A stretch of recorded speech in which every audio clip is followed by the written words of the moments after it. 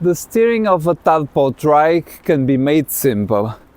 Or can it? So far, this seems to me the best steering design for a Tadpole Trike to be great to ride. When turning, the outer wheel must turn less than the inner wheel because it's doing a higher radius. Also, you have to eliminate bump steer from your design, which is the effect that can happen when suspension influences the steering. In this video, I show you how it was designed and why, and how it was built. For context, this is the fourth part of a build series of a Tadpole tilting cargo trike. I always finish my trike designs and builds with the steering. In my previous build, I designed the steering in a simpler way, so this person, Ian, sent me an email with a bunch of drawings and explaining that the steering has to work as a parallelogram for the outer wheel to turn less than the inner wheel by the right amount, known as the Ackerman geometry.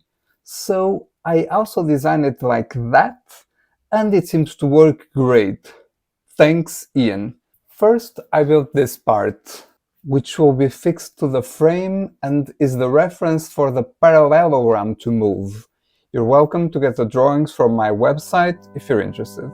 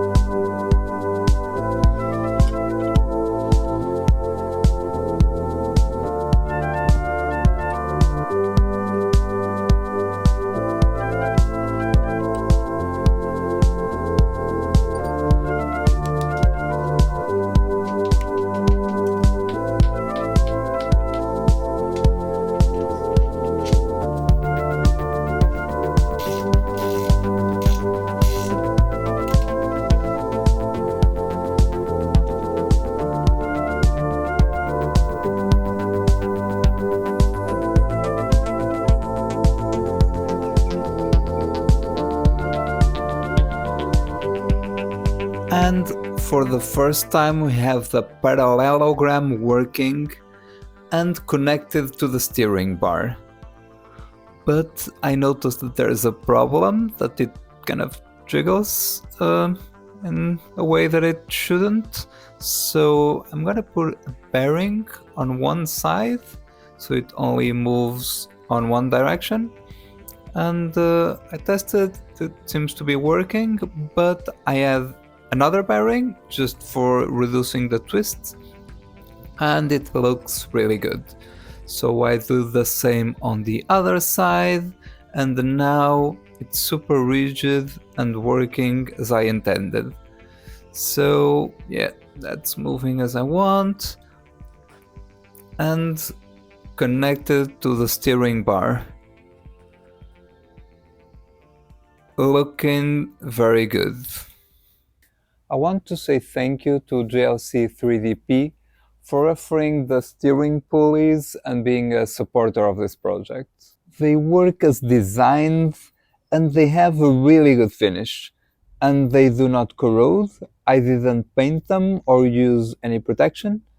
They offer multiple manufacturing services, such as 3D printing in multiple materials, CNC machining, PCB manufacturing, and they have ongoing their third anniversary event and offering free 3D prototyping for new users.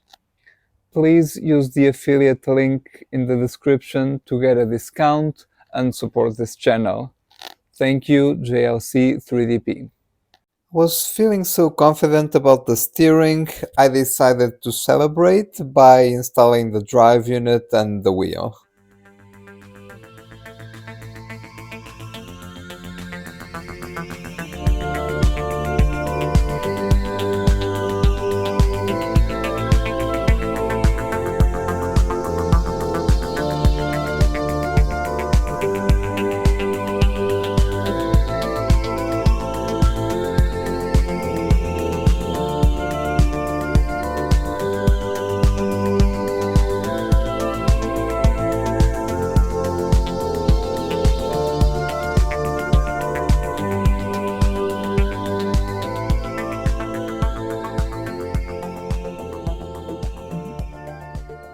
So the drive unit is assembled and it works. I've tested it, and well, I bought the bike with a broken drive unit. It was really cheap because of that.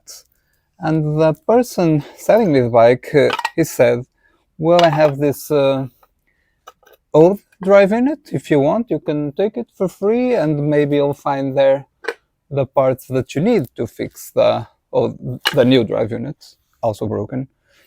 And well, I found the thing that was broken was this, and I found the one in this was working. Bosch calls this the main bearing assembly. So yeah, if the person that sold me the bike ends up watching this, thank you for giving me this old drive unit. It helped fixing it for free. And also, I found a really good video on YouTube that explains all the components of the drive unit that helped me repairing it.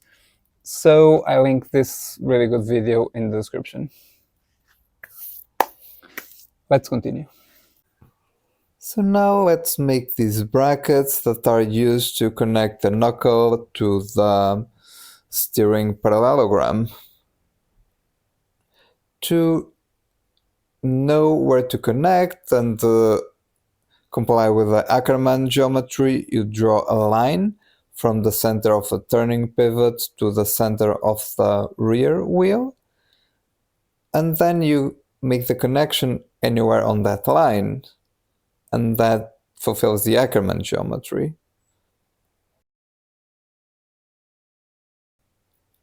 So let's get those made. I 3D print them first before making them out of metal to see if it works well. I'm using this PLA with carbon fiber, which is pretty good. And then I install these M8 nut inserts.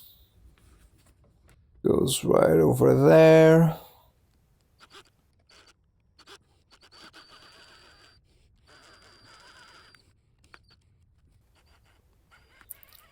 On the other side. Looking good.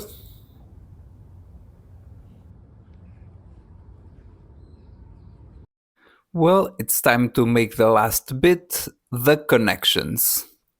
Exciting. I'm gonna reuse the connections from my old Trike, they just need to be shorter. And as a reminder, there is a left thread on one side and the right thread on the other side, and this allows that when you spin the tube that it will get longer if you spin it to one direction, and it will go shorter if you spin it to the other direction. This will allow to adjust the toe. So let's cut it. And I weld it back together with the rod in the middle. Then let's install it. I put the ball joints first, one there on the connection and one on the parallelogram side. I install the rod. I'm gonna make it shorter to make it right. It's working. And we'll do the same on the other side.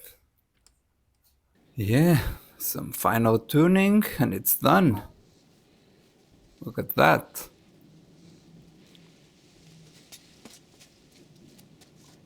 Now the steering bar is connected to the wheels finally. Yet again, there's a problem. The wheels can move without steering input. So I need to fix this once again, and that was done by just doing the same as the others with two bearings instead of a ball joint. Now it doesn't move on any direction, and now it's really good to go. Look at that. It's ready. So now what I'm gonna do is weigh the trike.